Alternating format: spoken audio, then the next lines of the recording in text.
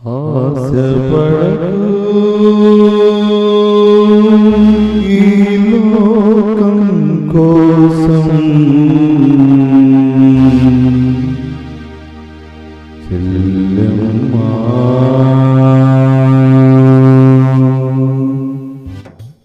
ఆశపడకు ఈ లోకం కోసం చెల్లెమ్మా, ఆశించేది లేదైనా అది మట్టేనమ్మా, మనిషి ఆశించేది ఏదైనా అది మట్టేనమ్మా. ఆశపడకు ఈ లోకం కోసం చెల్లెమ్మా, ఆశించేది ఏదైనా అది మట్టేనమ్మా, మనిషి ఆశించేది ఏదైనా అది మట్టేనమ్మా.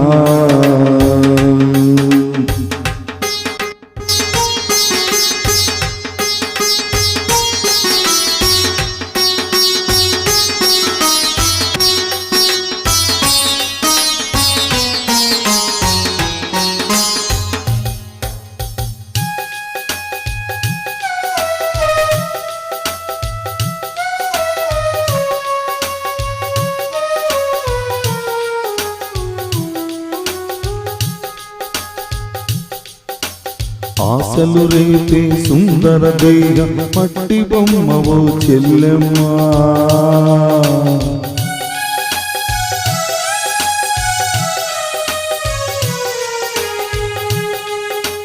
దేహం కోరేదేదైనా అది మట్టిలోన పుట్టిందమ్మా,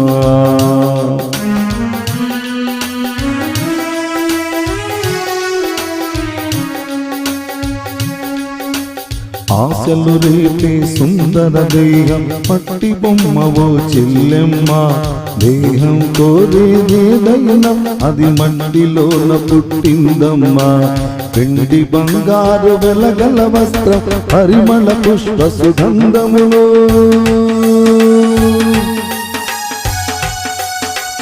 వెండి బంగారు వెలగల వస్త్రం పరిమళ పుష్ప సుగంధములు, మట్టిలో నుండి వచ్చిన వేరని మరువబోకు నా చెల్లెమ్మా, మట్టిలో నుండి వచ్చిన వేరని మరువబోకు నా చెల్లెమ్మా. ఆశపడకు ఆశపడకు ఈ లోకం కోసం చెల్లెమ్మా, ఆశించేది ఏదైనా అది మట్టేనమ్మా, మనిషి ఆశించేది ఏదైనా అది మట్టేనమ్మా.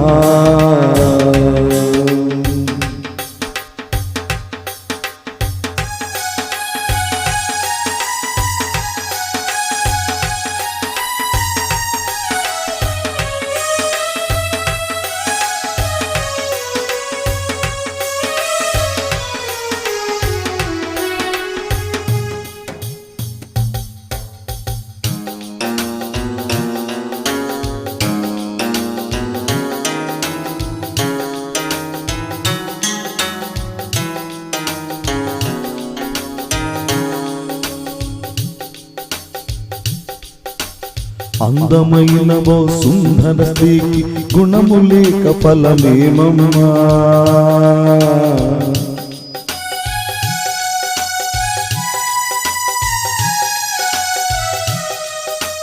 పంది ముక్కున బంగారు కమ్మి పెట్టిన ఫలితం లేదమ్మా,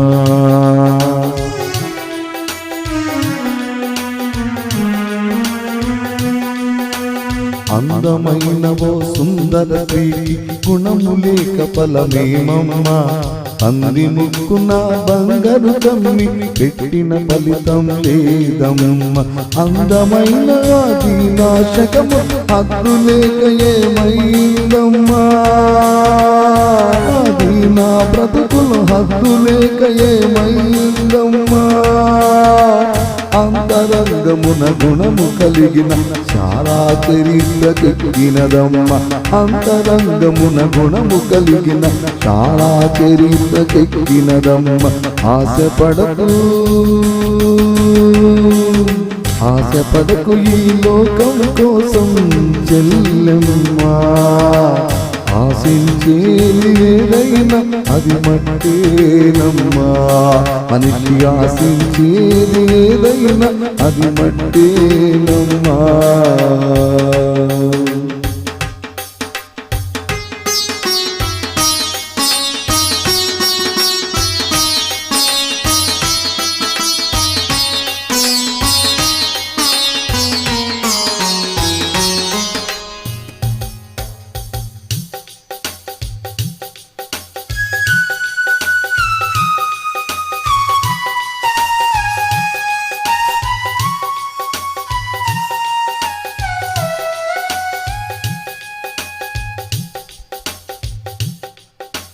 జాతి కొరకు ఉపవాస దీక్షతో పోరాడిన ఎస్తేరు రాణిలా,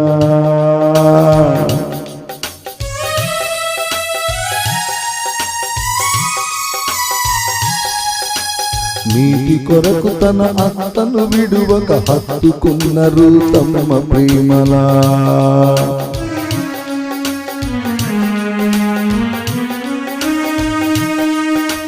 జాతి కొరకు ఉపవాస దీక్షతో పోరాడిన ఎస్తేరు రాణిలా, నీతి కొరకు తన అత్తను విడువక హత్తుకున్నారు తమ ప్రేమలా.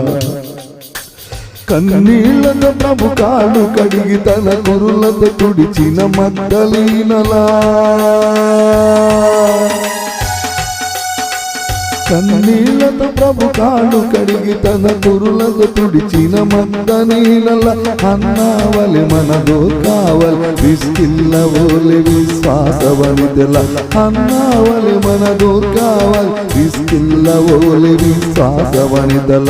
వారి దీక్షయే వారసత్వమై అనంత రాజ్యపు నిత్య స్వాస్థ్యమై,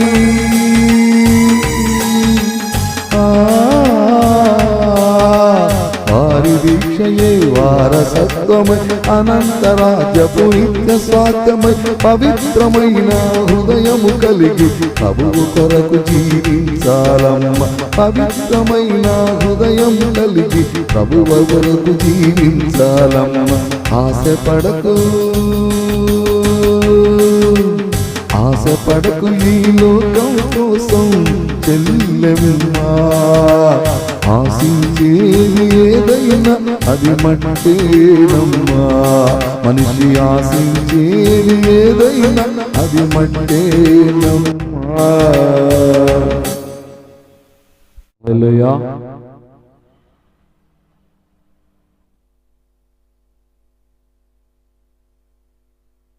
హల్లెలూయా. కూడి వచ్చిన మీ అందరికీ ప్రభువైన యేసుక్రీస్తు నామంలో వందనాలు తెలియజేస్తున్నానండి. కొద్ది సమయము దేవుని వాక్యాన్ని ధ్యానం చేసుకున్నాం. ఈరోజు వాక్య ధ్యానంలో మొట్టమొదటిగా రాసిన పత్రిక 8వ అధ్యాయము 7వ అధ్యాయము 8వ వాక్యం అక్కడ చదువుతాను, మీరు జాగ్రత్తగా వినండి. అయితే పాపము అజ్ఞానము హేతువు చేసుకొని సకల విధమైన దురాశలను నాయందు పుట్టించెను. ధర్మశాస్త్రము లేనప్పుడు పాపము మృతము. చిన్న ప్రార్థన చేసుకున్నాం. స్తోత్రం స్తోత్రం స్తోత్రం స్తోత్రం స్తోత్రం. పరిశుద్ధుడైన మా తండ్రి, ప్రేమాస్వరూపుడైన యేసయ్యా, నీ పాదములకు వందనాలు, ఘనమైన నామానికి స్తోత్రాలు చెల్లిస్తున్నాను. నాయనా, ఈ సమయంలో ప్రభువా, నీ బిడ్డలమైన మేమందరము ప్రభువా నీ వాక్యాన్ని ధ్యానం చేయుచుండగా, అయ్యా మా మధ్యలోనికి నీవు పరిశుద్ధుడివై వచ్చి నీ పరిశుద్ధ ఆత్మ చేత మమ్మలను నడిపించమని ప్రార్థిస్తున్నాను. నాయనా, వాక్యమునందు ప్రతి వాక్యమును చక్కగా నీ పరిశుద్ధ ఆత్మ చేత ప్రతి బిడ్డతో నీవే మాట్లాడమని ప్రార్థిస్తున్నాను. అల్పుడనైన నన్ను, నీ బిడ్డను నా తండ్రి వాడుకొని నీ బిడ్డలకు సక్రమంగా అందరికీ అర్థమయ్యే రీతిగా నీ వాక్యాన్ని ఉపదేశించమని దేవుని కుమారుడవు, ఈ లోకానికి రక్షకుడవైన యేసుక్రీస్తు పరిశుద్ధమైన నామంలో ప్రార్థన చేసి బ్రతిమలాడుచున్నాను నా తండ్రి. ఆమెన్. హల్లెలూయా.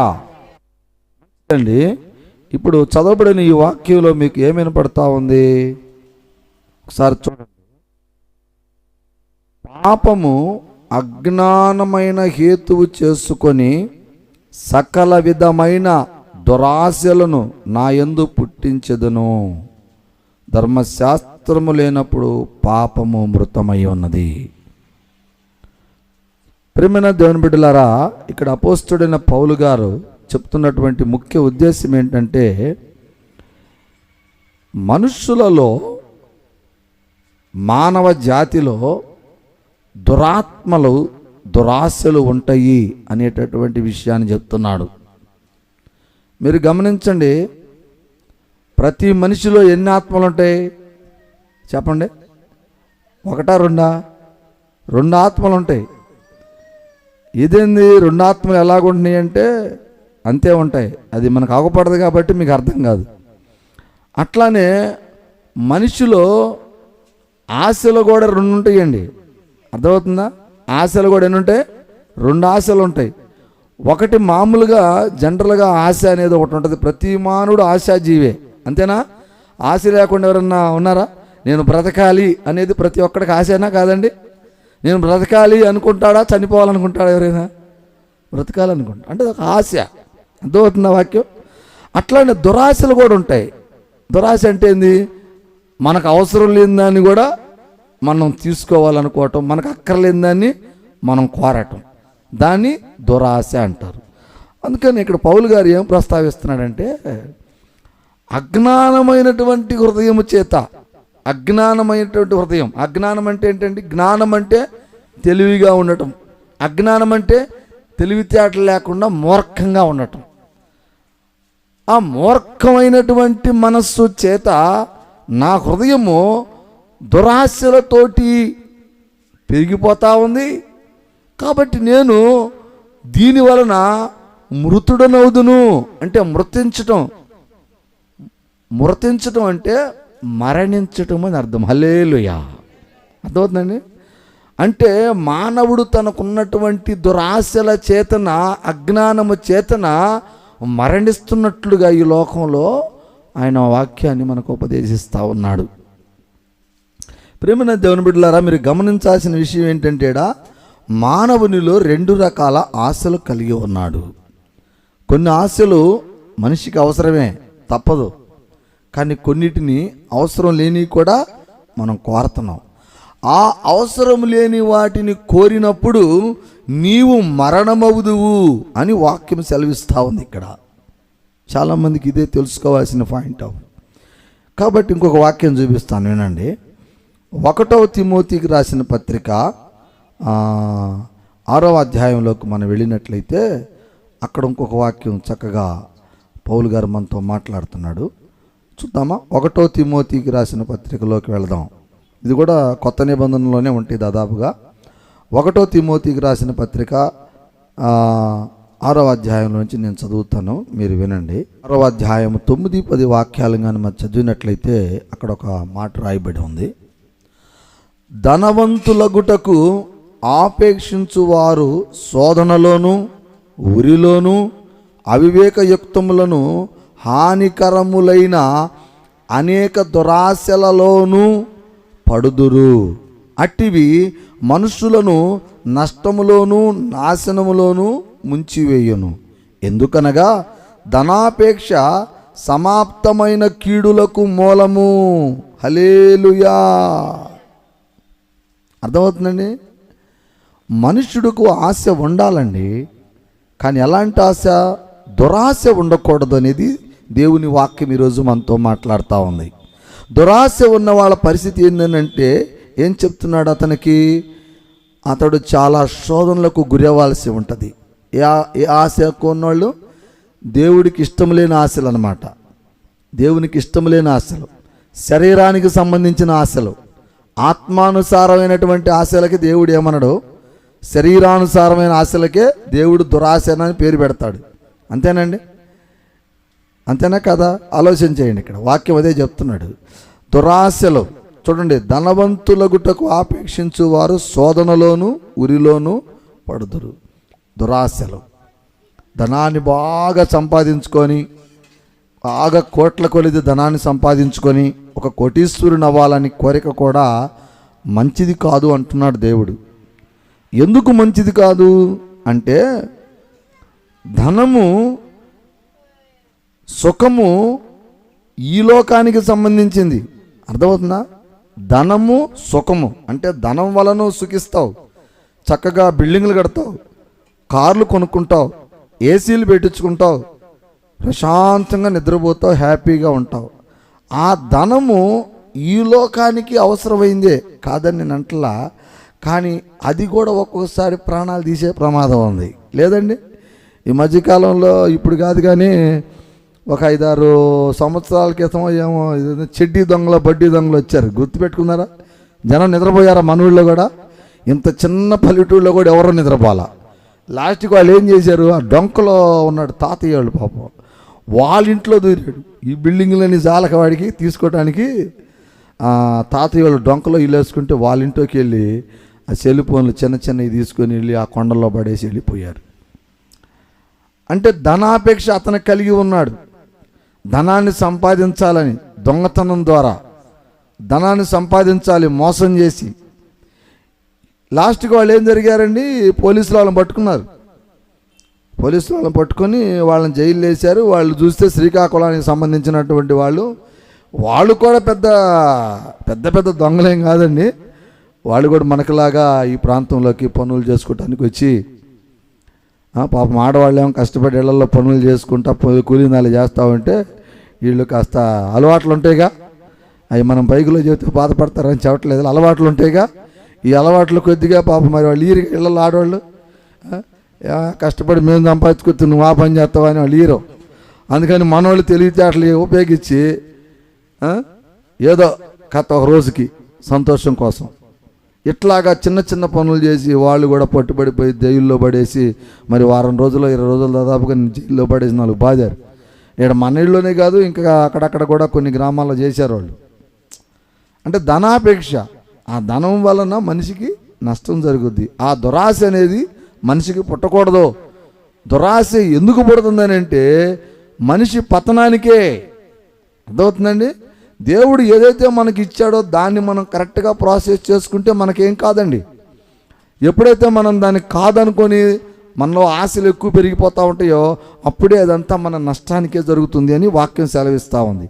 ఆ దురాశ అనేది మనలోకి రాకూడదు. దానివలన మనకి శోధన వస్తుంది. మరి వాళ్ళు దొంగతనం చేశారు, మరి ఊరుకున్నారా?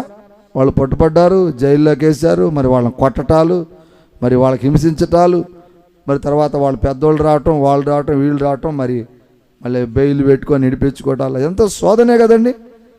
అదే వాళ్ళు పొరుగువారిని ఆశించకుండా ఉన్నట్లయితే వాళ్ళకి ఏ ఇబ్బంది కలగదు కదా. ద్వితీయోపదేశం దేవుడు ఒక మాట చెప్తాడు, ఏమిటంటే నీ పొరుగువానిది దేదియు నీవు ఆశింపకూడదు. అవునా కదండి? దేవుడు మనకి ఏదైతే ఇచ్చాడో దాన్నే మనం ఉపయోగించుకోవాలి. అంతేకాని పొరుగు వాళ్ళే కూడా నాకు కావాలనుకోవటం అది దురాశ, అది ధనాపేక్ష అవుతుంది, అది మోసకారితనం అవుతుంది. అప్పుడు దానికి శిక్ష ఉంటుందా లేదా? కంపల్సరిగా ఉంటుంది. ఈ లోకంలో శారీరానుసారంగా నువ్వు శిక్ష అనుభవించవలసిన వాడు అవుతావు. కొంతమంది చాలా తెలివి కలిగినటువంటి వాళ్ళు ఉంటారు. ఎలాంటిదంటే ఈ లోకంలో ఇంకొక వాక్యం చూపిస్తే కానీ మీకు మ్యాటర్ అర్థమైంది, చెప్తానండి. యాకోబుకు సంబంధించినటువంటి ఒక అధ్యాయంలోకి వెళదాం మనం. యాకోబు రాసిన పత్రిక 1వ అధ్యాయము 13వ వాక్యం నుంచి చదువుతున్నాం. మీరు చూడండి, జాగ్రత్తగా వినండి. దేవుడు కీడు విషయమై శోధింపబడనేరడు, ఆయన ఎవనికి శోధింపబడడు కనుక ఎవడైనను శోధింపబడినప్పుడు నేను దేవుని చేత శోధింపబడుచున్నానని అనకూడదు. ప్రతి వాడును తన స్వక్రియమైనటువంటి దురాశ చేత ఏడవబడి మరలా కోల్పోబడిన వాడై శోధింపబడును. దురాశ గర్భమును పాపమును కనును గనక పాపము పరిపక్వతై మరణమును కనును. హల్లెలూయా, స్తోత్రం. గట్టిగా చెప్పండి ఒకసారి. చెప్తా, చదవబడిన వాక్యంలో మీకు ఏమర్థమవుతుందండి? చాలామంది ఈ లోకంలో ఏమనుకుంటారంటేనండి, పేదరికంలో పుట్టాము, మేము దరిద్రులమి, మా అమ్మా నాన్న మాకేం సంపాదించవలేదు అని ఈర్ష్యగా వైరాగ్యంగా మాట్లాడుతూ ఉంటారు కొంతమంది. అదొక టైపు. ఇంకొకళ్ళు ఏంటంటేనండి, అనుకోని రీతిగా ప్రకృతి వైపర్య రీతిలో అనారోగ్యాలు స్టార్ట్ అవుతాయి, కొంతమందికి అనారోగ్యాలు వస్తూ ఉంటాయి. వీటిని గురించి కూడా కొంతమంది ఏం చేస్తారంటే, ఏంది మాకు ఈ రోగాలు, మాకు ఈ బాధలు ఏంది, మేము వారం వారం చర్చికి పోతాం, వారం వారం ప్రార్థన చేసుకుంటాం, అయినా మాకు రోగాలు దాటలేదు అనుకునేవాళ్ళు కొంతమంది ఉంటారు. జాగ్రత్తగా వినండి. కొంతమంది ఏమో తన సొంత క్రియలు అంటే తినకూడని ఆహార పదార్థాలు తింటారు, తినని వస్తువులన్నీ తింటారు, కోరికల కొద్దీ వాళ్ళు నష్టాలు తెచ్చుకున్నాక మళ్ళీ దాన్ని కూడా దేవుడి మీదే భారం వేస్తుంటారు. ఏమంటారు, మాకేంది ఈ బాధలు? ఏమండి, దేవుడు చెయ్యొద్దు అన్న పని నువ్వు ఎందుకు చేస్తున్నావు? మొట్టమొదటిగా నువ్వు దేవుని వాక్యం వింటున్నావా? దేవుడు ఏమన్నాడు? ఏం చెప్తోంది వాక్యము? నేను వాక్యమై ఉన్నాను, నా వాక్యాన్ని ఎవరు విని గైకొంటారో వాళ్ళు ధన్యులు అన్నాడు. దేవుడు ఏం చెప్పాడు? పొరుగువాని దానిని దేనిని ఆశించకూడదయ్యా అని అన్నాడు. మరి నువ్వు ఎందుకు ఆశిస్తున్నావు? చాలామంది అనుకుంటారు, మరి మేము దొంగతనాలు పొరపాట్లు ఏం చేయట్లేదు కదండి, మరి మాకెందుకు ఈ నష్టాలు జరుగుతున్నాయి అని అంటే, మీరు గుర్తుపెట్టుకోండి, ఒక వస్తువు రూపాయన దొంగతనమే కాదండి, ఒక జీవుల పట్ల కూడా దొంగతనమే అవుతుంది, అది మోసకారతనమే అవుతుంది. జీవుల పట్ల మోసకారతనం, దొంగతనం అంటే ఏంటంటే, ఈ రోజున మనం గమనించినట్లయితే దేవుడు ఆదికాండములో మనకు ఒక మాట చెప్పాడు.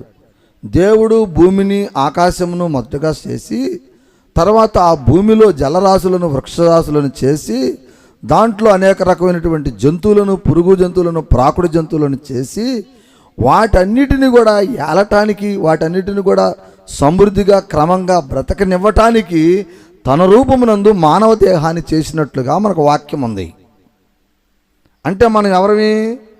దేవుని ప్రతినిధులం, దేవుని కుమారులం. సాక్షాత్తు మన దేహము దేవునికి సాదృశ్యమై ఉన్నది.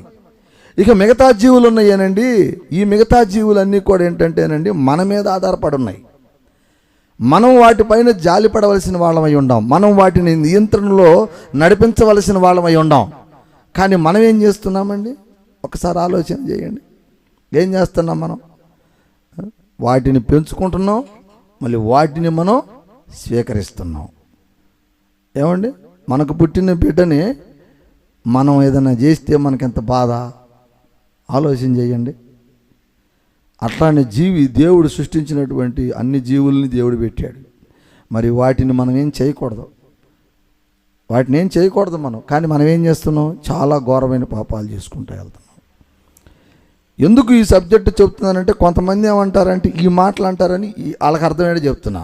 మేము దొంగతనాలు చేయం, మేము మోసాలు చేయం, మేము అన్యాయాలు చేయం కదండి, మరి మాకు కూడా ఈ శ్రమలు ఎందుకు, మాకు ఈ అనారోగ్యాలు ఎందుకు, మాకు ఈ బాధలు ఎందుకు అని అంటే, కొన్ని పొరపాట్లు మీకు కొన్ని ఆ టైప్లో చేస్తారు, కొంతమంది ఈ టైప్లో చేస్తుంటారు అనమాట. అందుకని రెండు విధాలుగా మీకు వాక్యాన్ని ఈరోజు వివరిస్తా ఉన్నా.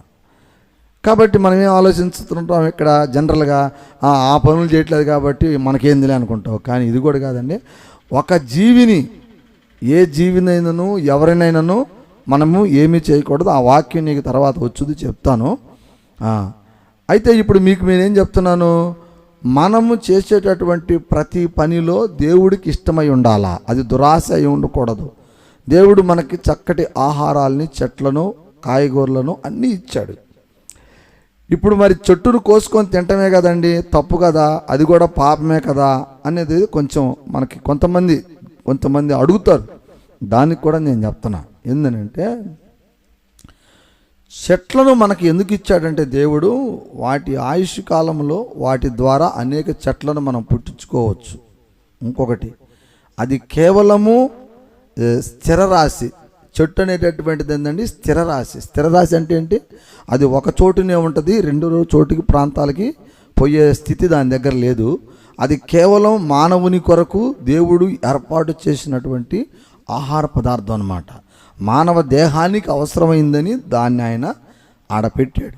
ఇప్పుడు మనం చెట్టు వేసాం, మామిడి తోట వేసుకున్నాం, లేకపోతే టమాటా తోట వేసుకున్నాం, వాటికి కూడా జంతువులాగా నడిచేటటువంటి గుణం ఉందనుకోండి, మనం ఇక్కడ తోట ఎత్తే తెల్లారిపాటికల్లా తెలుసుకుద్దిగా వీడు కోసుకొని తింటాడనేది ఉంటుంది. అది చెప్పండి, నడిచి ఇంకో ఊరికి వెళ్ళిపోదు. వెళ్ళిపోయింది, అడవిలోకో ఎటోకోటి వెళ్ళిపోయింది తను కాపాడుకోవటానికి. జంతువులు వస్తాయా మన కాడకి? కోళ్ళు కానీ లేకపోతే మేకలు కానీ ఇవన్నీ నిజంగా మన కాడకు వస్తాయా? వాటిని మనం పట్టుకొని బంధించి సంహరిస్తున్నాం. అట్లానే ఈ యొక్క చెట్లు, ఏ టమాటాలు కావచ్చు, వంకాయలు కావచ్చు, ప్రతి కూర చెట్టు కూడా వేసామంటే దానికి అర్థమైద్దిగా ఈ మానవుడు నన్ను కోసుకొని తింటాడు అని చెప్పేసి అది కూడా వెళ్ళిపోవచ్చుగా. కానీ అది వెళ్ళటానికి రూల్స్ లేదు. దేవుడు తనను మనకు ఆహారంగానే పెట్టాడు కాబట్టి అది వెళ్ళకూడదనే దాన్ని స్థిరరాశిగా పెట్టాడు. వేసిన కాడేది ఉండాలా. ఎందుకంటే మనం అక్కడ వేసి దాన్ని పెంచుకోవాలా, దాని నుండి వచ్చే ఫలాన్ని మనం తినాలా. అది దేవుడు నిర్ణయం. అర్థమవుతున్న వాక్యము? ఒకసారి స్తోత్రం చెప్పండి, గట్టిగా చెప్పాలా. హల్లెలూయా గట్టిగా చెప్పండి. వాక్యం అర్థమవుతుందా? దురాశ ఎందుకు ఎలాగుంటుంది అనేదాన్ని చెప్తున్నా. పొరుగు వాళ్ళ వస్తువులను ఆశించటమే కాదు, ఇలాంటివి కూడా దేవుడు యొక్క లెక్కలో దురాశలుగానే వస్తాయి. పాపములు మనము చేయకూడదు. పాపము విషయంలో మనం చాలా దూరంగా ఉండవలసిన వాళ్ళమై ఉన్నాం. అలాంటి కార్యక్రమాలు చేసినప్పుడు కూడా దేవుడు నీకు మరణాన్నే ఇస్తాడు తప్ప నీకు మేలుకరమైనటువంటిది చెయ్యడు అని ఇక్కడ యాకోబు గారు కూడా స్పష్టంగా చెప్తా ఉన్నాడు. ఇంకొక విషయంలో మీకేం చెప్తున్నానంటే, నేను యోహాను సువార్త అంటే ఇదే అధ్యాయం ముందుకు రండి. యోహాను సువార్త అని ఉంటుంది కొత్త నిబంధనలోనే. అక్కడ ఒక విషయాన్ని చూపించి మనం వాక్యం కంటిన్యూ చేద్దాం. 8వ అధ్యాయము 44వ వాక్యం అక్కడ చదువుతాను చూడండి. అక్కడ ఏమి రాయబడిందో, మీరు మీ తండ్రి యొగు అపవాది సంబంధులు, మీ తండ్రి దురాశలను నెరవేర్చుకొని కోరుచున్నాడు. ఆది నుండి వాడు నరహంతకుడై ఉండి సత్యమందు నిలిచినవాడు కాడు. వాని యందు సత్యమేమీ లేదు. వాడు అబద్ధమాడినప్పుడు తన స్వభావమును అనుసరించియే మాట్లాడును. హల్లెలూయా. వాడు అబద్ధికుడును అబద్ధమునకును జనకుడై ఉన్నాడు. హల్లెలూయా. అంటే ఈ వాక్యాన్ని ఎందుకు చూపించానంటేనండి, ఇప్పుడు మనం చాలా తప్పు మార్గాల్లో తప్పుడు కార్యక్రమాల్లో చెప్తా ఉన్నాం కదండి. నీకు ఫస్ట్లో ఇంకో మాట చెప్పా. ఏం చెప్పాను? మనలో 2 ఆత్మలు ఉంటాయి అని చెప్పానా లేదా? ఒకటి దురాత్మ, 2 పరిశుద్ధాత్మ. ప్రతి మనిషిలోనూ ఉండాల్సిందే, తప్పదది. అయితే మనము ఈ చెడు కార్యాలు చేస్తున్నాము అంటే అర్థమైంది, మనలో సైతాన్ ప్రభావం ఉందని అర్థం. అందుకే అక్కడ వాక్యం చెప్తున్నాడు యోహాను సువార్తలో, వాడు అని సంబోధించి, అతను? వాడు అంటే ఎవరండి? సాతాను గారు, అంటే దురాత్మకు సంబంధించినటువంటి వ్యక్తి. ఇతను ఏం చేస్తుంటాడు? మన శరీరంలో ఉండి అన్నీ తప్పుడు కార్యక్రమాలే, చెడ్డ కార్యక్రమాలే చేస్తూ ఉంటాడు. తనకున్నటువంటి దురాశల చొప్పున అన్ని మోసాలే చేస్తూ ఉంటాడు. అతడు ఎప్పుడు కూడా నిజాన్ని చెప్పడు, సత్యంలో ఉండడు, న్యాయంగా ఉండడు. కాబట్టి అతడు నాశనమునకు హేతువై ఉన్నాడు. అతడు నీ శరీరాన్ని, నీ ఆత్మను నశింపజేయటానికి తండ్రి అయి ఉన్నాడు. కాబట్టి నువ్వు అపవాది ఆలోచనలోకి వెళ్ళకూడదు. అంటే నీలో చెడు ఆలోచన, దురాలోచన వస్తున్నది అంటే అది ఎవరికి సంబంధించింది? దురాత్మకు సంబంధించింది అని మనకు స్పష్టంగా దేవుడు వాక్యం చెప్తున్నాడు. అది నా పని కాదు. ఇందాక యాకోబు రాసిన పత్రికలో ఏం చెప్పాను? నువ్వు బాధలు పడుతూ, హింసలు పడుతూ, నానా విధాలైనటువంటి పరిస్థితులకు కొనసాగుతున్నావు అంటే దానికి నేను బాధ్యుడు కాను. నేను పరిశుద్ధుడను, నేను పరిశుద్ధతలోనే ఉంటాను, నేను నీతిగానే ఉంటాను, నేను న్యాయంగానే నీకు చెప్తాను. నేను అన్యాయమైనటువంటిది, అసత్యమైనటువంటిది, అక్రమమైనటువంటి దాన్ని నేను నీకు బోధించను అని దేవుడు యాకోబు వాక్యం ద్వారా మనతో మాట్లాడాడు. మరి మనలో ఈ ఆలోచనలు ఎందుకు వస్తున్నాయి? ఈ దురాలోచన ఎందుకు వస్తుంది? పొరుగువారి దాని గురించి ఆలోచించాలని, అనేక రకాల జీవులను చంపుకొని తినాలని కావచ్చు, ఏదైనా ఒక చెడ్డ ఆలోచన మనలోకి ఎందుకు వస్తుంది అని అంటే అది కేవలం సాతాను యొక్క ఆలోచన. ఇప్పుడు ఆలోచన చేస్తున్నారా మీరు వాక్యాన్ని? అసలు దురాలోచనలు మనలోకి రావటానికి గల మెయిన్ కారణం ఏంటంటేనండి, మనలో ఉన్నటువంటి సాతాన్ని మనం ఇష్టపడుతున్నామని అర్థం. మనలో ఉన్నటువంటి పరిశుద్ధాత్మ దేవుణ్ణి మనం ఇష్టపడతలేదు అని అర్థం. కానీ దేవుని వాక్యం ఏం చెప్తుందంటే చూడండి, 45వ వాక్యంలో చెప్తాడు. అక్కడే, నేను సత్యమునే చెప్పుచున్నాను కనుక మీరు నన్ను నమ్మరు. నా యందు పాపమున్నదని మీలో ఎవడైనా స్థాపించగలడా? నేను సత్యమును చెప్పుచున్నానెడలా మీరెందుకు నన్ను నమ్మరు? దేవుని సంబంధైన వాడు దేవుని మాటలను వినును. మీరు దేవుని సంబంధులు కారు గనుక మీరే దేవుడని దయ్యము పట్టినవాడని చెప్పుచున్నారు. హల్లెలూయా. అంటే ఇక్కడ వాక్యంలో ఆయన ఏం చెప్తున్నాడంటే, యోహాను గారు, యేసుక్రీస్తు వారు ఒక మంచి కార్యాలు చేస్తూ ఉన్నాడు. ఏం చేస్తున్నాడు మంచి కార్యాలు? కళ్ళు లేని వాళ్ళకి కళ్ళు ఇస్తున్నాడు, నడవలేని వాళ్ళకి కాళ్ళు ఇస్తున్నాడు, మాట్లాడలేని వాళ్ళకి మాటనిస్తున్నాడు, ఆహారం లేని వాళ్ళకి ఆహారాన్ని చేస్తున్నాడు. ఇది మంచి కార్యక్రమాలా చెడ్డ కార్యక్రమాలా? ఆలోచించండి. ఇవి ఏం కార్యక్రమాలు? మంచిగా చెడా? కళ్ళు లేని వాడికి కళ్ళు ఇవ్వటం, ఆహారం లేని వాడికి ఆహారం పెట్టడం, మరి చూపు లేని వాడికి చూపు ఇవ్వటం, ఇవన్నీ మంచి కార్యక్రమాలా చెడ్డ కార్యక్రమాలా? మంచివి. అంటే ఈ కార్యక్రమాలు ఎవరు చేస్తున్నారండి? ప్రభు అయిన యేసుక్రీస్తు వారు చేస్తున్నాడు. మరి సాతాను ఏం చేస్తున్నాడండి? అబద్ధాలు, మోసాలు, దురాలోచనలు, శరీర సుఖాలు, నేత్రాశ, మరి రకరకాలైనటువంటి ఆహార పదార్థాలు తినాలని, ఇలాంటివి ఏదైతే ఉన్నాయో ఇవన్నీ కూడా సాతాను యొక్క ఆలోచనలు అన్నమాట. కాబట్టి ఇక్కడ మీరు ముఖ్యంగా ఈ వాక్యంలో తెలుసుకోవాల్సింది ఏంటంటేనండి, మనము దేవుని బిడ్డలుగా మార్పు చెందిన తర్వాత, మనం ప్రభు అయిన యేసుక్రీస్తు వారిని నమ్ముకున్న తర్వాత మనలోనికి దురాత్మకు చోటు ఇవ్వకూడదు. అంటే అర్థం ఏంటి? మనము జీవిస్తున్నటువంటి మన జీవితంలో మనలోకి చెడ్డ ఆలోచన ప్రవేశిస్తుంది అంటే అది ఏ ఆలోచనైనా కావచ్చండి, అది ఏ కోరికైనా కావచ్చండి. నేను ఫలాందని చెప్పట్లేదు. అది ఏదైనా కావచ్చు, అది సాతానికి సంబంధించింది అయి ఉంటుంది. కాబట్టి ఆ చెడుతనము ఏదైతే ఉందో, ఆ దురాశ ఏదైతే ఉందో, వాటన్నిటిని కూడా ఏం చేయాలంటే ఒక వాక్యం చూపిస్తాను చూడండి. హల్లెలూయా. కీర్తనల గ్రంథము 42వ అధ్యాయంలో నుండి ఒక వాక్యాన్ని చూపిస్తాను. కీర్తనల గ్రంథము 42వ అధ్యాయము 1-2 వాక్యాలను మనం చూసినట్లయితే అక్కడ చూడండి ఏమి రాయబడిందో. దుప్పి నీటి వాగుల కొరకు ఆశపడినట్లుగా దేవా నీ కొరకు నా ప్రాణము ఆశించుచున్నది. నా ప్రాణము దేవుని కొరకు తృప్తగొనుచున్నది, జీవము గల దేవుని కొరకు తృష్టగొనుచున్నది. దేవుని సన్నిధికి నేను ఎప్పుడు వచ్చేదను, ఆయన సన్నిధిన నేను ఎప్పుడు కనబడేదను. హల్లెలూయా. ఇక్కడ ఈ వాక్యం ఎందుకు చెప్తున్నానంటే, మనలోకి దురాత్మలు చోటు చేసుకుంటున్నప్పుడు, దుర ఆలోచనలు మనలోకి వస్తున్నప్పుడు మనం ఏం చేయాలంటే మొట్టమొదటిగా దేవునికి ప్రార్థన చేయాలి. మొట్టమొదటిగా అంతే కదా. ఇప్పుడు మనకి మన పిల్లవాడికి ఆకలి అయిందనుకో ఏం చేస్తాడు? చిన్నోడు ఏం చేస్తాడు? మన కాడకు వచ్చి అడుగుతాడు. మనకు ఒక సమస్య వచ్చింది. ఏం సమస్య? మన మనసులోకి సైతాను ఒక దురాలోచన కలిగించాడు. ఈ దురాశను కలిగించినప్పుడు మనం ఏం చేయాలా? సాతానుకి వగ్గాలా లేకపోతే దేవుడిని అడగాలా? దేవుని బిడ్డల మీద మనం ఏం చేయాలి? ప్రభువుకి మోకాళ్ళేసి అడగాలి. ప్రభువా, ఎందుకు ఈ ఆలోచన నాలోకి వస్తూ ఉంది? ఈ ఆలోచన వలన నాకు శ్రమే కదా. ఈ తప్పుడు ఆలోచన నీది కాదుగా ప్రభువా, నాకెందుకు మరిది? దీన్ని బంధించు, ఈ దురాత్మను బంధించు.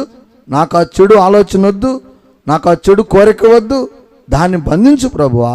నీ పరిశుద్ధమైన ఆత్మను నాలో ఉంచునాయన, నీ నీతి వాక్యమును నాకు బోధించు ప్రభువా, నెమ్మది సమాధానాన్ని నాకు కలిగించు ప్రభువా అని మనం ఏం చేయాలండి?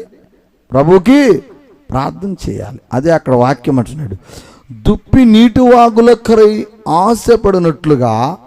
అవునా కదండి? అడవిలో నివసించేటటువంటి ఆ దుప్పులు, ఆ లేడులు ఏం చేస్తూ ఉంటాయి? ఆహారం తిన్నంతసేపు దీన్ని ఏం చేస్తాయండి? వెంటనే మంచినీళ్ళు కొరకు తన జీవితాన్ని ప్రయాసతో ఎదురు చూస్తూ ఉంటాయి. ఈ రోజున మనం కూడా అంతేనండి. దేవుని రాజ్యం కోసం మనం ఆశ కలిగి ఉన్నాం. దేవుని రాజ్యంలోకి వెళ్ళాలని మనం ప్రేమ కలిగి ఉన్నాం.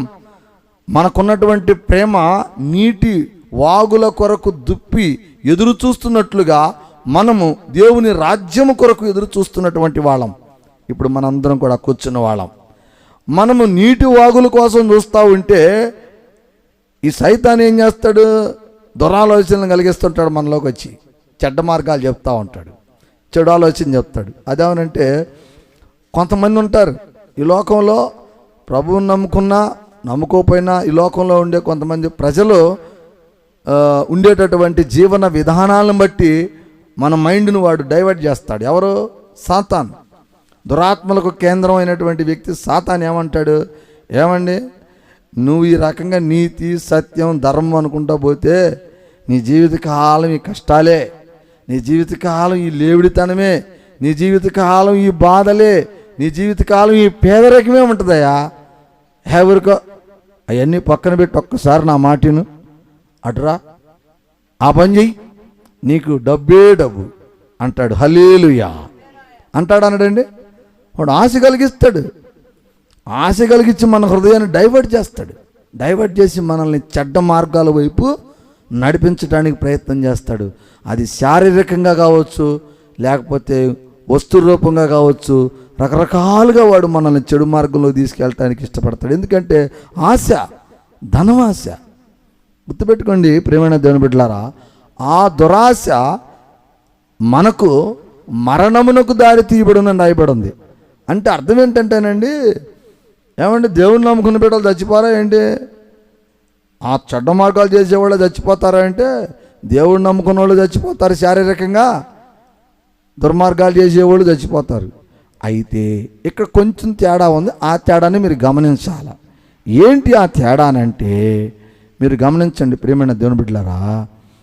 ఈ దురాత్మల చేత బంధించబడి చెడ్డ మార్గాల్లో జీవించి చనిపోయిన వాళ్ళు దేవుని రాజ్యాన్ని స్వతంత్రించుకోలేరు.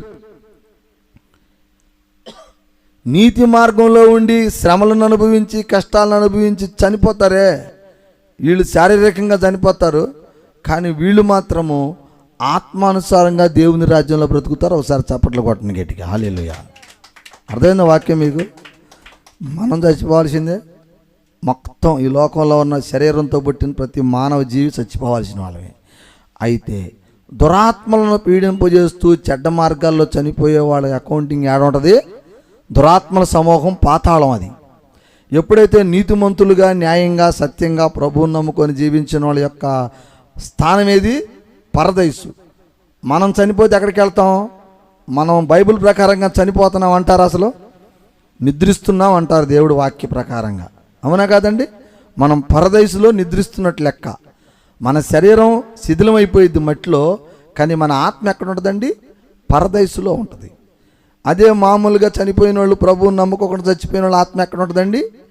పాతాళంలో ఉంటుంది. అంటే నరకానికి దగ్గరగా కూర్చొని ఉంటాడు ఆయన చీకట్లో.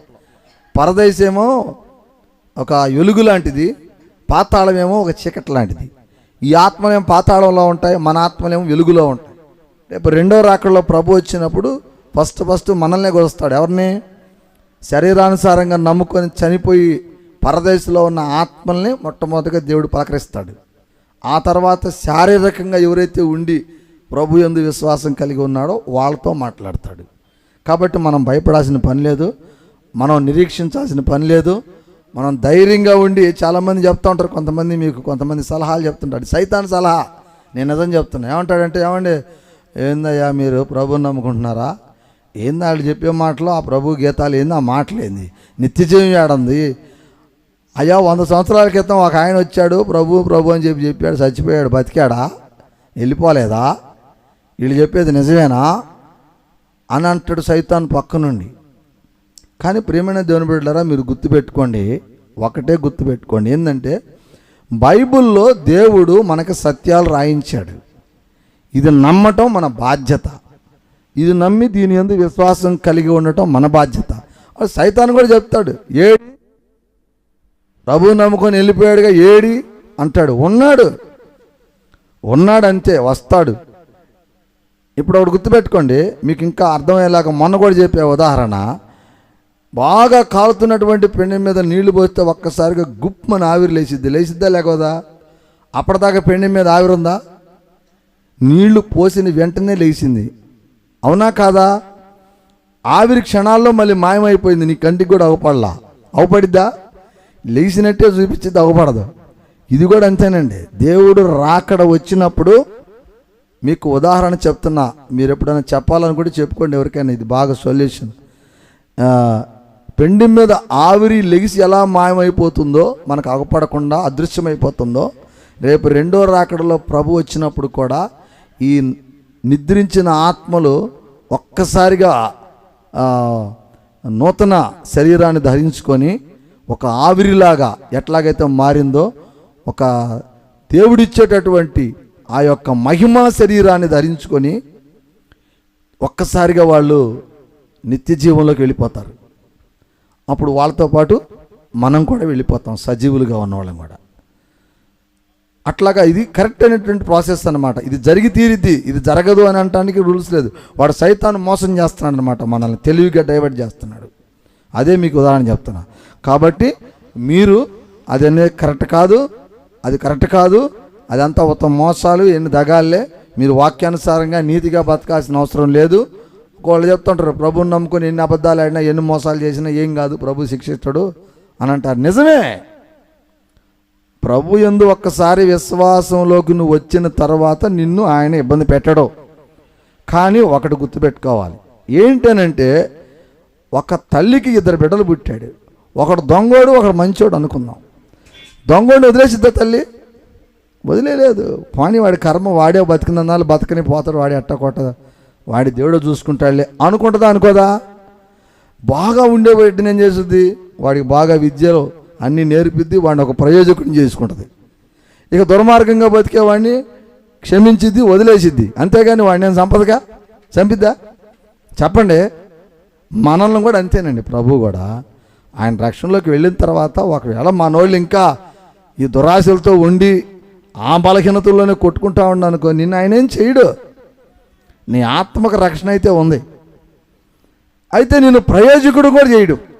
అది కూడా చెబుతున్నా. ఎందుకు చేయడంటే నీలో పరిశుద్ధత లేదు కాబట్టి, నువ్వు పరిశుద్ధుల మధ్యలో జీవించే అర్హత నీకు లేదు కాబట్టి, ఆ పరిశుద్ధమైనటువంటి ఆ యొక్క ప్రాంతంలోకి, పరదేశంలో నుంచి పరలోకంలోకి వెళ్ళేటటువంటి ప్రాంతంలోకి, దేవుని సన్నిధిలోకి నువ్వు ఎంటర్ కావడానికి నీకు అవకాశం ఇడు.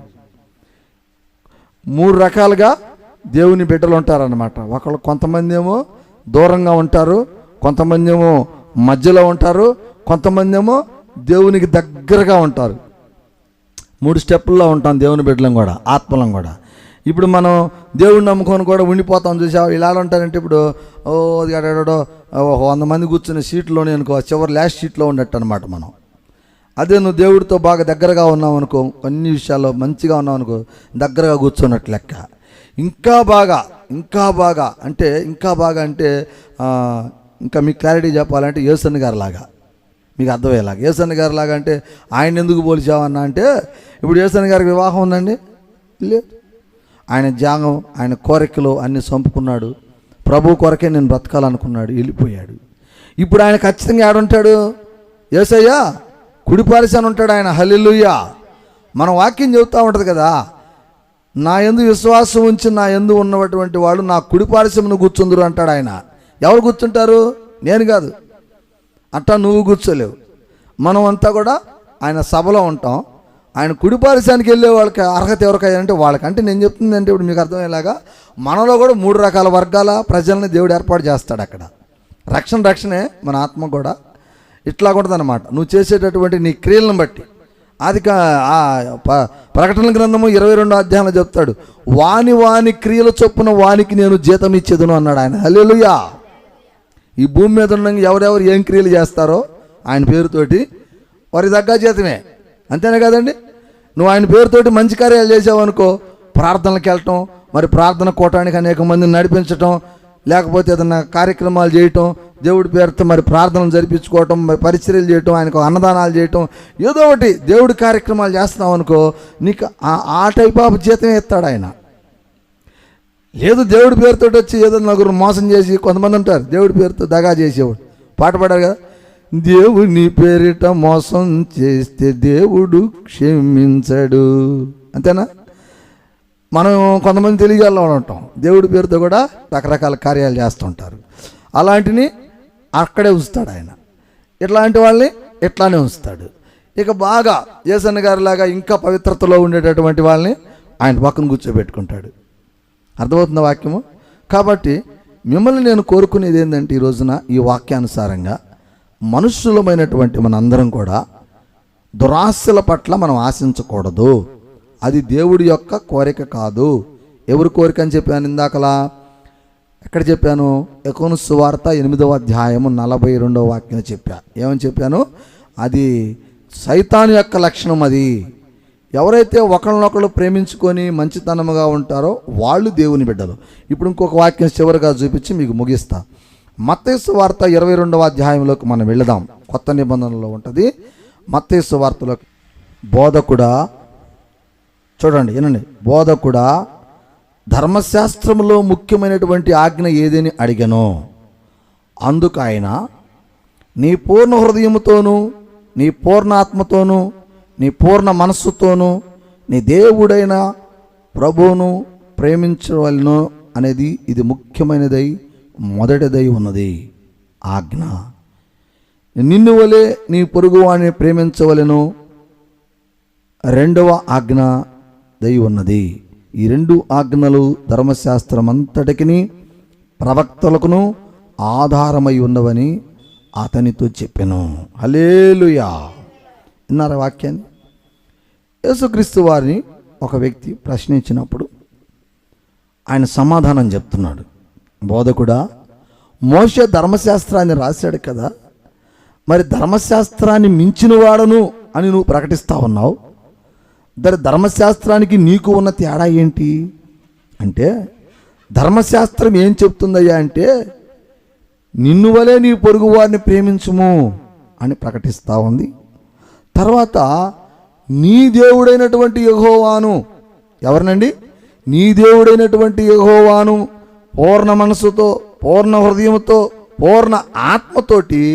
అంటే దేవుడు ఏ రూపంలో ఉన్నాడండి? ఇక్కడ దేవుడు ఏ రూపంలో ఉన్నాడండి? పూర్ణ మనస్సుతోనూ, పూర్ణ హృదయముతోనూ, పూర్ణ ఆత్మతోనూ అన్నాడండి. మీరు గమనించండి, శరీరముతోటి అని అనలేదు అక్కడ. అర్థమవుతుందా? శరీరముతోటి అని అనలా, పూర్ణ ఆత్మతోనూ, పూర్ణ మనస్సుతోనూ, పూర్ణ హృదయంతోనూ అన్నాడు. అంటే ఇవన్నీ కూడా శరీరంలో ఉండేటటువంటి పరిశుద్ధ ఆత్మకు సంబంధించినటువంటి మాటలు. ఒకసారి చప్పట్లు కొట్టండి గట్టిగా. అర్థమవుతుంది అసలు మీకు వాక్యము? అంటే దేవుణ్ణి ఆరాధన చేసేటప్పుడు మనం శరీరానుసారంగా ప్రార్థన చేయకూడదు. మనలో ఉన్నటువంటి పరిశుద్ధ ఆత్మను మనం ప్రేరేపణ చేసుకోగలగాల. అంటే అర్థమైంది? ఇందాక చెప్పాను, చెడ్డ ఆలోచనలు, చెడ్డ క్రియలు వస్తున్నాయి అంటే అది ఏ ఆత్మకు సంబంధించింది? దురాత్మకు సంబంధించింది కేంద్రం అన్నమాట. కానీ నీలో దురాత్మను నువ్వు ప్రేరేపణ చేయకుండా నీలో ఉన్నటువంటి హృదయము, నీలో ఉన్నటువంటి ఆత్మను, నీలో ఉన్నటువంటి దానిని దేవునికి అప్పచెప్పాలి. పరిశుద్ధమైనటువంటి పరిశుద్ధ ఆత్మకు అప్పచెప్పినట్లయితే ఆ పరిశుద్ధ ఆత్మతో నువ్వు ప్రార్థన చేసినప్పుడు దేవుడు నీ ఎడల మంచి కార్యం చేస్తాడు అని యేసుక్రీస్తు వారు చెప్తున్నాడు. దాంతోపాటుగా ఇంకొక ఆజ్ఞ చెప్తున్నాడు. ఏంటంటే అది, నిన్ను వలె నీ పొరుగు వారిని ప్రేమించుము. అవునా కదండి? ఇవి రెండు మనం చేయగలిగితే దేవుడు మనల్ని వెంటనే తన రాజ్యానికి చేర్చుకుంటాడు, ఎవరినైనా సరే. అర్థమవుతున్న వాక్యము గమనించండి. నిన్ను వలె నీ పొరుగు వారిని ప్రేమించుట అని అంటే అర్థం ఏంటంటేనండి, చాలామంది ఏంటంటే మన బంధువులు మాత్రమే ప్రేమిస్తారు. బంధువులు అంటే మన అన్నదమ్ములు కావచ్చు, మన అక్క చెల్లెలు కావచ్చు, లేకపోతే మన ఊళ్ళు కావాలి కావచ్చు, మనకి రకరకాలుగా భావిస్తారు. అట్లా కాదు, ఎవరైనా సరే. అట్లీస్ట్ నీ భార్యాభర్తలు ఉన్నారనుకోండి, వాళ్ళు కూడా ఒకరినొకరు ప్రేమించుకోవాలి. ఎలాంటి ప్రేమ? పవిత్రమైన ప్రేమతో ప్రేమించుకోవాలి. ఇంకొక రకమైన ప్రేమలు కాదు. ఆ ప్రేమ వేరే, ఆ ప్రేమ ప్రేమగానే ఉంటుంది. అసలు ప్రేమ ఏంటంటే పవిత్రమైన ప్రేమ. పవిత్రమైనటువంటి ప్రేమకు నిదర్శనం ఏందని అంటేనండి, ప్రభు మనం ఎన్ని తప్పులు చేసినా మనం క్షమిస్తున్నాడు. చేస్తున్నాం లేదండి? తెలిసి తెలియక అనేక పాపాలు చేస్తున్నాం. ప్రభువులోకి వచ్చాక కూడా చేస్తూనే ఉన్నాం. అయినా ఆయన మనల్ని క్షమిస్తున్నాడు, కరుణిస్తున్నాడు. ఆయన రాజ్యానికి మనం తీసుకెళ్ళటానికి ఇష్టపడుతున్నాడు.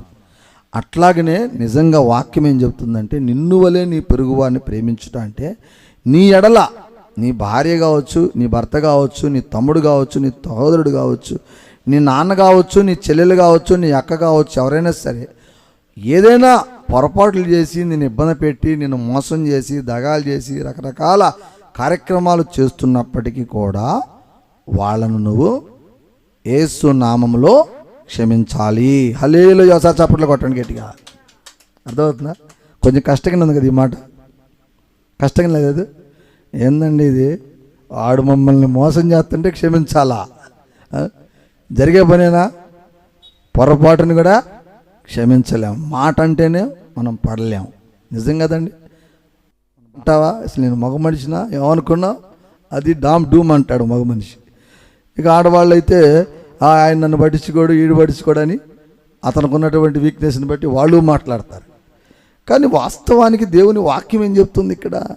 నిన్ను వలే నీ పొరుగు వారిని ప్రేమించాలి. అది ఎలాంటి ప్రేమ అంటే పవిత్రమైన ప్రేమ.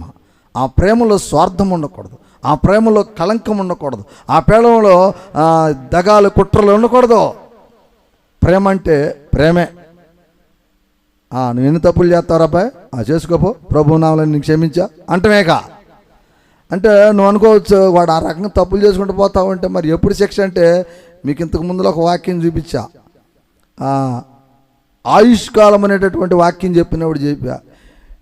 ఎవరైతే అబద్ధాలు మోసాలు దగాలు చేసి కుట్రలు చేసి ఈ లోకంలో జీవిస్తూ ఉన్నారో వాళ్ళను దేవుడే శిక్షిస్తాడు. హల్లెలూయా. అది మన బాధ్యత కాదు. అర్థమైందండి? వాళ్ళని క్షమించడం మన బాధ్యత, వాళ్ళకి శిక్ష చేసే బాధ్యత దేవుడు. అది కూడా ఆయన చూసుకుంటాడు. మీరు గమనించండి ప్రియమైన దేవుని బిడ్డలారా, దేవుడిలో కూడా మోసాలు దగాలు ఎక్కువ చేస్తున్నారు అనుకో, ఆయన రాజ్యంలోకి తీసేసుకుంటాడు, సైలెంట్గా ఉంచడు, భూమి మీద ఎక్కుతాడు. ఎందుకంటే వాడు ఇంకా దురాత్మతోటే ఉన్నాడు కాబట్టి, వాడు దురాత్మలో నుంచి బయటికి రాలేదు కాబట్టి ఇంకా బలహీన పడిపోతాడు బిడ్డ అని చెప్పేసి ఆయన తీసుకునే రేంజ్లో ఆయన దాన్ని తీసేస్తాడు. అది నిజమైన మాట, నమ్మండి నమ్మకపోండి నాకు సంబంధం లేదు. కానీ నువ్వు మాత్రం శిక్షించకూడదు. లేదు, నీకు లేదు, నాకు లేదు, ఎవరికీ లేదు. ఆయనే శిక్ష వేసేవాడు, ఆయనే క్షమించేవాడు, ఆయనే అన్ని చేసేది ఆయనే. కాబట్టి నువ్వేం చేయాలి? క్షమించడం వరకే నీ బాధ్యత. కాబట్టి నీ పూర్ణ హృదయంతో దేవుడిని ప్రార్థన చేసుకొని ఏం చేయాలి? మొదటిగా క్షమించు, ప్రేమను పంచు. మళ్ళీ క్షమించమన్నామని చెప్పేసి దూరంగా ఉండటం కాదు మళ్ళీ. హల్లెలూయా. అంతేనా? క్షమించమన్నావు కానీ ప్రేమ పంచమనలేదుగా, ఆ ప్రేమ మళ్ళీ ఇంకోలో పెట్టకాకండి. ఆయనతోటే, అతనితోటే, ఆమెతోటే ప్రేమతో ఉండాలా. క్షమించడం అంటే అసలు అది ముఖ్యమైన అర్థం. ఆడు ఎన్ని తప్పులు చేసినా వాడితో ప్రేమగా ఉండాలా, ఆమె ఎన్ని తప్పులు చేసినా ఆమెతో ప్రేమగా ఉండాలా. నువ్వు కాదు అనుకున్నావు అంటే దానికి ఒక సొల్యూషన్ ఉంది. ఏంటంటే అది నువ్వు కాదు అనుకుంటే నీ జీవితాన్ని ఒకే ఒక వ్యక్తి పూర్ణ హృదయాన్ని దేవుడికి మాత్రమే అప్పచెప్పాలి తప్ప ఈ లోకంలో ఇంకెవ్వరికి అప్పచెప్పకూడదు. హల్లెలూయా. ఒకసారి చప్పట్లు కొట్టండి. అదే మీకు వాక్యం. కాదు, విడనాడాలి, విడబాయాలి, కరెక్ట్గా చెయ్యాలనుకుంటే నెక్స్ట్ నీ పాత్ర ఏందయ్యానంటే నీ హృదయాన్ని, నీ మనస్సుని అంతా ఎవరికి అప్పచెప్పాలి? దేవునికి మాత్రమే ఇవ్వగలగాల. ఇస్తే నీకు దేవుడిచ్చిన వ్యక్తితోటి ఇవ్వాలి, లేకపోతే దేవుడికే ఇవ్వాలి. ఇక మధ్యలో మళ్ళీ మారు మనసులు పొందటాలు, ఇంకో రకం చేయటాలు, మనం ఎన్ని చేయకూడదు. ఇదంతా సైతాన్ క్యారెక్టర్ మళ్ళీ. అంటే మనం ఎందుకంటే అలా చేసుకుంటున్నాం మనం ఈ రోజున. అంటే చెయ్యకూడదు, చేసినా అది ఇంకోసారి ఫలించదు, దేవుడు దాన్ని మళ్ళీ కొట్టేస్తాడు. అర్థమైందండి? నిజంగా ఒక వ్యక్తికి లేడు భర్త అనుకున్నప్పుడు తను తీసుకోవచ్చు అని చెప్పి దేవుని వాక్యం ఉంది. అర్థమవుతుందా? నిజంగా లేడు, తేడా పడ్డాడు, లోకంలో నుంచి వెళ్ళిపోయాడు, తప్పులేదు. నువ్వు దేవుడికి అప్పచెప్పుకోగలిగితే నీ శరీరాన్ని అప్పచెప్పు. లేదనుకుంటే నీకు దేవుడు ఎవరినైనా సహకారంగా చెప్తే ఒక వ్యక్తికి నీ సహాయం చేసుకో, తప్పులేదు. అంతేగాని దాన్ని ఇంకో రకంగా శరీరాన్ని వాడకూడదు, అది అపవిత్రత చేయకూడదు మనం. అది మన బాధ్యత కాదనమాట. అర్థమవుతున్న వాక్యము. కాబట్టి ఈ రోజున మనకున్నటువంటి ఆలోచనలు, దేవుడు మనలో ఉన్నాడు అంటే మనకు మంచి ఆలోచనలు వస్తాయి. మనలో దురాత్మ ఉన్నదంటే మనకు దురాలోచనలే వస్తాయి. ఈ దురాలోచనల వల్ల మనం మరణించబడతాం. ఆ దురాలోచనలు ఎవరికైతే ఉండవో వారు దేవుని రాజ్యాన్ని స్వతంత్రించుకుంటారు. ఇది ఈరోజు మెయిన్ సబ్జెక్ట్ మీకు. కాబట్టి దయచేసి మీరు అందరూ కూడా మీకు వచ్చేటటువంటి ప్రతి ఆలోచనను కాబట్టి ప్రతి సంకల్పాన్ని కూడా మీరు ఆలోచన చేయండి, మీ మనసుతో ఆలోచన చేయండి. ఈ ఆలోచన ఎలాంటిది? పరిశుద్ధుడైన దేవుడు నాకు చెప్తున్నాడా, లేక నాతో దురాత్మ ఇలా చేయిస్తూ ఉందా? దీనివలన నా ఆత్మ రేపు నిత్య నరకానికే కదా, కాబట్టి నాకు ఇది అవసరమా? లేదు. వెంటనే మోకాళ్ళు వేసి ప్రార్థన చేయండి. ఇదే ఈరోజు మీకు ఇచ్చినటువంటి వాక్య సందేశం. వాక్యం అర్థమైందమ్మా? సార్ అర్థమైందా మీకు అందరికీ? అందితే ఒకసారి చప్పట్లు కొట్టండి గట్టిగా. అర్థమై ప్రార్థన చేస్తాను. ఓకే.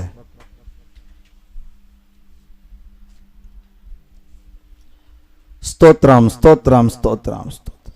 పరిశుద్ధుడైన మా తండ్రి, ప్రేమస్వరూపుడైన యేసయ్యా, నీ పాదముల కొందనాలు తండ్రి, ఘనమైన నామానికి స్తోత్రాలు తెలియజేస్తున్నాను అయ్యా. మరియు సమయంలో ప్రభువా అయ్యా, నీ బిడ్డలమైన మేమందరం ప్రభువా అయ్యా ఎప్పటి వరకు నీ వాక్యాన్ని ధ్యానం చేసుకొని ఉన్నాం ప్రభువా. ఇదిగో నాయన, నువ్వు రోమియోలకు రాసిన పత్రిక 7వ అధ్యాయం 8వ వాక్యముల నుంచి నువ్వు మాట్లాడావు ప్రభా. దుర ఆలోచనలు కలిగినటువంటి వ్యక్తికి మరణమే, తన ఆత్మకు మరణమే, తన శరీరమునకు మరణమే, పాతాళమునకు చెప్పి వాక్యం సెలవిస్తున్నావు ప్రభువా. అలాగనే నాయన, ఈ లోకంలో దుర ఆలోచనలు కలిగించేది, దుష్ట ఆలోచనలు కలిగించేది, చెడ్డ ఆలోచనలు కలిగించేది దురాత్మే, సాతానే అని నీ వాక్యం నా తండ్రి నువ్వు మాట్లాడావు. యోహాను సువార్త నా తండ్రి 8వ అధ్యాయం 44వ వాక్యం నుంచి నువ్వు మాట్లాడావు ప్రభువా. 45వ వచనం నుంచి నువ్వు మాట్లాడుతున్నావు ప్రభువా. అయ్యా, నేను పరిశుద్ధుడును, నేను పరిశుద్ధమైనటువంటి వాడను, నేను సత్యమునందు జీవించువాడను, ఎవరైతే సత్యమునందు ఉంటారో వారు నా బిడ్డలని చెప్పి నీ వాక్యం మాకు సెలవిచ్చి ఉన్నావు. కనుక నాయనా, మాలో ఉన్నటువంటి ఆత్మలు 2 రకములుగా విభజించబడి ఉన్నాయి ప్రభువా. అయ్యా, దురాత్మల సమూహంతో మేము పట్టి పీడించకుండా, చెడ్డ మార్గంలో మేము జీవించకుండా, పరిశుద్ధమైన ఆలోచనలతోటి నీతి మార్గములో, సత్య మార్గములో మేము జీవించినట్లుగా నీ కృపను మాకు దయచేయమని ప్రార్థిస్తున్నాం. అయ్యా, ఎప్పటి వరకు నాయన మా శరీరాన్ని, మా ఆలోచనలను, మా ఆత్మలను, మా హృదయాలను సాతాను దొంగిలించున్నాడేమో ప్రభువా. ఈనాడు నుండి, ఈ సమయంలో నుండి ప్రభువా అయ్యా, నీ నామములో దురాత్మకు సిలువ వేస్తున్నాను ప్రభువా. దురాత్మను బంధిస్తున్నాను నాయన. నీ పరిశుద్ధమైన ఆత్మను నాకు దయచేయి ప్రభువా. నాలో ఎలాంటి చెడు అలవాటు, చెడు ఆలోచనలు, చెడు ప్రవర్తనలు, చెడు సంకేతాలు ఏమీ కూడా లేకుండా నీ పరిశుద్ధమైన ఆత్మచేత సత్య మార్గములో, నీతి మార్గములో సత్యముగా ఉండినట్లుగా, నిన్ను వలే నీ పొరుగు వారిని ప్రేమించున్నట్టుగా నీ వాక్యానుసారంగా మేము జీవించుటకు నీ కృపను మాకు దయచేయమని ప్రార్థిస్తున్నాను తండ్రి. అలాగనే నాయన, ఈ లోకంలో నాయన అనేక మంది బిడ్డలున్నారు ప్రభువా, దురాత్మల చేత పట్టి పీడించబడుతున్నారు అయ్యా. అనేక వ్యసనాలకు బానిసైపోతున్నారు, దుర అలవాట్లకు బానిసైపోతున్నారు. వాటి లోకం అనుకొని, అవే జీవితం అనుకొని ప్రభువా నిరంతరము చీకటిలో జీవిస్తూ నిద్రిస్తూ నిత్య నరకానికి వాళ్ళ ఆత్మలను పంపిస్తూ ఉన్నారు. అయ్యా, ఒక్కసారి కనికరించండి ప్రభువా. వారిపైన నీ కనికరము చూపండి ప్రభువా. వారి ఆత్మలతో మీరు మాట్లాడండి ప్రభువా. వారి హృదయాల్లో ఉన్నటువంటి చీకటిని తొలగించండి నాయన. వారి హృదయాల్లో ఉన్నటువంటి ఆ దురాలోచనలు తీసివేసి, ఇదిగో దేవుని యందు ప్రేమ కలిగి దేవుని మందిరంలోకి వెళ్ళి ఆ యొక్క పాపములను విడిచిపెట్టి పరిశుద్ధతలో జీవించి మరణించినట్లయితే మా ఆత్మలకు కూడా నిత్యత్వము కలుగుద్దని దేవుని వాక్యం సెలవిస్తా ఉన్నది. ఆ వాక్యానుసారంగా మేము కూడా బ్రతకాలనేటటువంటి ఆలోచన శక్తిని ప్రతి దురాత్మ పట్టి పీడిస్తున్నటువంటి బిడ్డతో నీవు మాట్లాడమని ప్రార్థన చేస్తున్నాను తండ్రి. అలాగనే నాయన, కూడి వచ్చినటువంటి ప్రతి బిడ్డను మీరు దీవించండి, ఆశీర్వదించండి. ఆ బిడ్డ మీద ఉన్నటువంటి ప్రతి దురాత్మ శక్తిని యేసు నామములో తొలగించాలి తండ్రి. ప్రతి బిడ్డ కూడా పరిశుద్ధతలోకి రావాలి, ప్రతి బిడ్డ కూడా పరిశుద్ధతలో జీవించాలి, నీ రాజ్యానికి వారసులు కావాలి తండ్రి. కనుక నాయన, ఇప్పటి వరకు నాయన ఈ యొక్క ప్రార్థనను నీవు మాతో మాట్లాడావు, పరిశుద్ధుడివై మాట్లాడావు ప్రభువా. చేసినటువంటి ప్రార్థన అంతటి నీ పాదాల చెంత పెడుతున్నాను ప్రభువా. నీవే దీవించి రక్షించమని దేవుని కుమారుడివి, లోకానికి రక్షకుడువైన యేసుక్రీస్తు పరిశుద్ధమైన నామములో ప్రార్థించి ప్రతిమలాడుచున్నాను నా తండ్రి. ఆమెన్. పరలోక ప్రార్థన చేయండి. మా తండ్రి, నీ నామం పరిశుద్ధపడునుగాక, నీ రాజ్యం మాకు వచ్చునుగాక, నీ చిత్తము పరలోకమందు నెరవేర్చబడినట్లు భూమి అంతా నెరవేర్చబడి, మాకు కావలసిన అనుదిన ఆహారం మాకు దయచేయండి. చేయండి, అందరూ కలిపి చేయండి. అయ్యా, మా పట్ల ఎవరైనా తెలియక అపకారం చేస్తే వారిని క్షమించినట్లుగా మా అపరాధం మీరు క్షమించండి ప్రభు. శోధనలోను కీడులను మమ్మల్ని పడకుండా రక్షించండి ప్రభు. ఎందుచేతనగా రాజ్యము, బలము, శక్తి నిరంతరం నీవై ఉన్నావు మా తండ్రి. ఆమెన్. తండ్రి అయిన దేవుని ప్రేమ, కుమారుడైన యేసుక్రీస్తు వారి యొక్క కృప, పరిశుద్ధాత్మ అన్యోన్య సంహాసము కూడి వచ్చిన మనందరికీ, గ్రామంలో ఉన్న ప్రతి బిడ్డకును, అలాగనే శబ్ద యంత్రం ద్వారా వినే బిడ్డకును, లైవ్ ద్వారా చూసే ప్రతి బిడ్డకును సదాకాలము తోడై ఉండి నిత్యంతము పరలోకం వరకు నడిపించునుగాక. ఆమేన్. ప్రభు యేసు రక్తమే జయం, ప్రభు శిలువ రక్తమే జయం. యేసు క్రీస్తు నామమునందు మనందరికీ నిత్య జీవము కలుగునుగాక. ఆమేన్. అందరికీ వందనాలమ్మా.